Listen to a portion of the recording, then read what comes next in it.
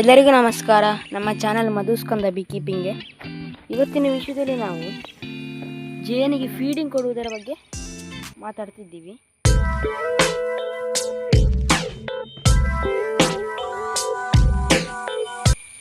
ನೋಡಿ, ಕುಟುಂಬ ಒಳ್ಳೆ ಸ್ಟ್ರೆಂತ್ ಇದೆ. ಈ ಸಮಯದಲ್ಲಿ ನಾವು ಬ್ರೂಡೆಲ್ಲ ತೆಗಿಲಿಕ್ಕೆ ಹೋದರೆ ಖರ್ಚು ಜಾಸ್ತಿ. ನೋಡಿ, ನಿಮಗೆಲ್ಲ ಅಲ್ಲಿ ಚಂಡಿ ಕಾಣ್ತಿರ್ಬೋದು. ಮಳೆಗಾಲ, ರೈನಿ ಸೀಸನ್. ಇವತ್ತಿನ ದಿನಾಂಕ ಜೂನ್ 26. ಹೋದ ವರ್ಷದ ಥರ ಮಳೆ ಏನಿಲ್ಲ. ಆದುದರಿಂದ ಹೋದ ವರ್ಷ ನಾನು ಇದರಲ್ಲೊಂದು 600 ml ಹಿಡಿತದೆ ಫುಲ್ ಆದರೆ ಅಷ್ಟು ಕೊಡ್ತಿದ್ದೆ. ಈ ವರ್ಷ 300 ml ಕೊಡ್ತಿದ್ದೇನೆ. ಅದರಿಂದ ಫುಡ್ಡೆಲ್ಲ ತರ್ತೀವಿ. ಹಾಗೆ ತುಂಬ ಹೊತ್ತು ಓಪನ್ ಮಾಡಿರಬಾರ್ದು. ಮಳೆಯ ಹನಿಗಳೆಲ್ಲ ಬಿದ್ದರೆ ಕಚ್ಚೋದು ಜಾಸ್ತಿ ಆಗ್ತದೆ. ಅವುಗಳಿಗೆ ಉಪದ್ರ ಆಗ್ತದೆ. ಟೆಂಪರೇಚರ್ ಮೇಂಟೈನ್ ಮಾಡಲಿಕ್ಕೆ ಆಗೋದಿಲ್ಲ. ಇಲ್ಲಿ 7 ಫ್ರೇಮಲ್ಲಿ 1-1.5 ತಿಂಗಳ ಮೊದಲು ನೋಡೋ ಬ್ರೂಡ್ ಇತ್ತು. ನಾನು ಮತ್ತೆ ಎತ್ತಿ ನೋಡಲಿಲ್ಲ. ನೋಡೋ ಡ್ರೈ ಕಾಣ್ತಿದ್ದೆ ಮೇಲೆಯಿಂದ. ಈ ಪೆಟ್ಟಿಗೆ ನನಗೆ ತುಂಬ ಜೇನು ಸಿಗ್ಗಿಲ್ಲ. ಒಳ್ಳೆ ಕುಟುಂಬ ಏನಲ್ಲ ಇದು ಕೂಡ.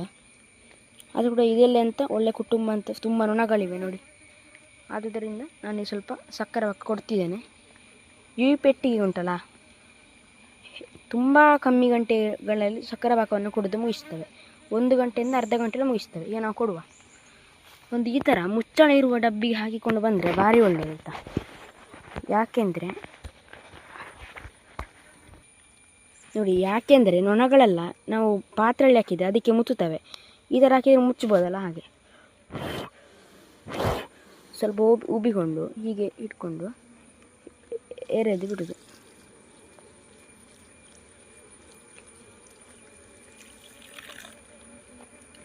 ತುಂಬ ಏನು ಬೇಕಾಗುವುದಿಲ್ಲ. ಒಂದು ಸ್ವಲ್ಪ ಸಣ್ಣ ಪ್ರಮಾಣದಲ್ಲಿ ಕೊಡೋದು. ಏನು ದೊಡ್ಡ ಮಳೆಕಾಲ ಏನು ಬರಲಿಲ್ಲ. ಕೆಲವು ಪೆಟ್ಟಿಗೆಯಲ್ಲಿ ಏನಾಗ್ತದೆ ಅಂದರೆ ಸಕ್ಕರೆ ಪಾಕ ಕುಡಿಯುವುದಿಲ್ಲ. ಅವರಿಗೆ ಗೊತ್ತಾಗದಿದ್ದಿರುವುದು ಸಾಕು ಒಂದು ಲೆಕ್ಕದಲ್ಲಿ. ಆ ಥರ ಪೆಟ್ಟಿಗೆಗಳು ಒಂದು ಸ್ವಲ್ಪ ಕೈಯಲ್ಲಿ ಹಿಡ್ಕೊಂಡು ಸ್ವಲ್ಪ ಅಟ್ರಾಕ್ಷನ್ ಕೊಟ್ಟು ಬಿಡಬೇಕಿಲ್ಲಿ. ಆವಾಗ ಇಲ್ಲೆಲ್ಲ ಇರುವಾಗ ಹತ್ತಿಕೊಂಡು ಬರ್ತದೆ. ಅದು ಆಗಿಲ್ಲ ಜೇನುತುಪ್ಪ ಅಟ್ಟಿಸಿ ಬಿಡಬೇಕು, ಆವಾಗ ಆಗ್ತದೆ. ಈಗ ಮುಂದಿನ ಪೆಟ್ಟಿಗೆ ನೋಡುವ ಯಾವ ಥರ ಅಂತ. ಈ ಥರಕ್ಕೆ ಮುಚ್ಚಿ ಬಿಡೋದು ಅಷ್ಟೇ. ನೋಡಿ, ಕೆಲವೊಮ್ಮೆ ಜಾಗ್ರತೆ ಮಾಡಬೇಕಾಗ್ತದೆ. ಕೆಲವೊಮ್ಮೆ ಇಲ್ಲೆಲ್ಲ ಹಾವಿರ್ತದೆ. ಈಗ ಒಂದು ಇಲ್ಲಿ ಹಾವು ರಾಣಿ ಅಂತ ಹೇಳ್ತೀವಿ ನೋಡಿ, ಅದೊಂದು ಹುಳ ಇತ್ತಿಲ್ಲಿ. ಇಲ್ಲಿ ಅದು ಹೋಯ್ತೀಗ. ಈ ಥರ ಗಟ್ಟಿಯಾಗಿ ಭದ್ರವಾಗಿ ಕಟ್ಟಬೇಕು. ಹಾಗೂ ಒಂದೇ ಎಂಟ್ರೆನ್ಸನ್ನು ಇಡಬೇಕು. ಈ ಥರ ನಾವು ಬೇಸಿಗೆಗಾಲದೆಲ್ಲ ಕೊಡ್ತೀವಲ್ಲ, ಸಮ್ಮರ್ ಸೀಸನಲ್ಲಿ ಸ್ವಲ್ಪ ಹೋಲಿದೆ ಏನಾಗಲ್ಲ, ಹೋಗ್ಲಿಕ್ಕೆ ಆಗೋದಿಲ್ಲ. ಕೆಲವೊಂದು ಜೇಡಲ್ಲಿದ್ದರೆ ಸಾಯಿಸಿ ಬಿಡಬೇಕು ಪಲ್ಲಿಯೆಲ್ಲ. ನೋಡಿ, ಈಗ ಒಂದು ಎಂಟ್ರೆನ್ಸ್ ಇದೆ, ಮುಚ್ಚಬೇಕಿಲ್ಲ. ಅದರ ಮಳೆ ನೀರೆಲ್ಲ ಹೋಗೋ ಕಷ್ಟ ಆಗ್ತದೆ. ಈ ಥರ ಭದ್ರವಾಗಿ ಕಟ್ಟಬೇಕು. ಒಂದು ಹಗ್ಗವನ್ನು ತಗೊಂಡು ಇದರ ಬಗ್ಗೆ ಮುಂದಿನ ವಿಡಿಯೋ ತಿಳಿಸ್ತೇನೆ ನಿಮಗೆ ಯಾವ ಥರ ಕಟ್ಟುವ ಇದು. ಈಗ ಒಂದು ಸಿಂಪಲ್ ತೋರಿಸ್ತೇನೆ. ಈ ಥರ ಸುತ್ತಿ ಹಾಕಿಬಿಡೋದು.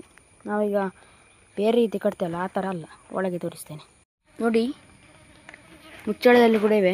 ಇದರಲ್ಲಿ ಕೂಡ ಒಳ್ಳೆ ಸ್ಟ್ರೆಂತ್ ಇದೆ. 6 ಫ್ರೇಮಿನ ಬಾಕ್ಸ್. ಲಾಸ್ಟ್ ಟೈಮ್ ನೋಡುವಾಗ 3 ಫ್ರೇಮಲ್ಲಿ ಬ್ರೂಡ್ ಇತ್ತು. ಇದಕ್ಕೆ ಸ್ವಲ್ಪ ತೈಸಕ್ ಅಟ್ಯಾಕ್ ಆಗಿದೆ.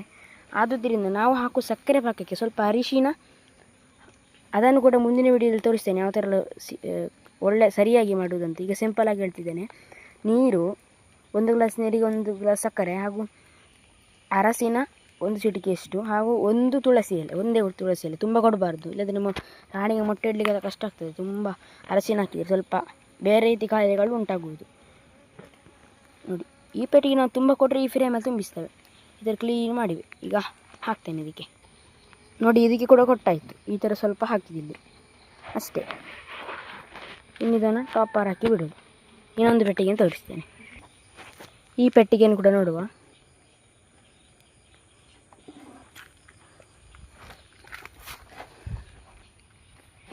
ಕೆಲವೊಮ್ಮೆ ವ್ಯಾಕ್ಸ್ ಮತ್ತು ಮುಚ್ಚಳಲ್ಲಿ ಕೂತಿರ್ತೇವೆ, ಅದನ್ನು ಹೊಡೆದು ಬಿಡಬೇಕು ಅಲ್ಲಿಗೆ. ಈ ಪೆಟ್ಟಿಗೆ ಕೂಡ ಆ ಥರ ಫೀಡಿಂಗ್ ಕೊಡಬೇಕೀಗ. ಇನ್ನು ಮುಚ್ಚಳ ಹಾಕಿ ಬಿಡೋದು. ಇಷ್ಟೇ ಇವತ್ತಿನ ಒಂದು ಮಾಹಿತಿ. ಇಷ್ಟವಾದರೆ ಲೈಕ್ ಕೊಡಿ ಹಾಗೂ ಸಬ್ಸ್ಕ್ರೈಬ್ ಮಾಡಿ ಅಂತ ಹೇಳುತ್ತಾ ನನ್ನ ವಿಡಿಯೋನ ಮುಗಿಸುತ್ತೇನೆ. Feeding started.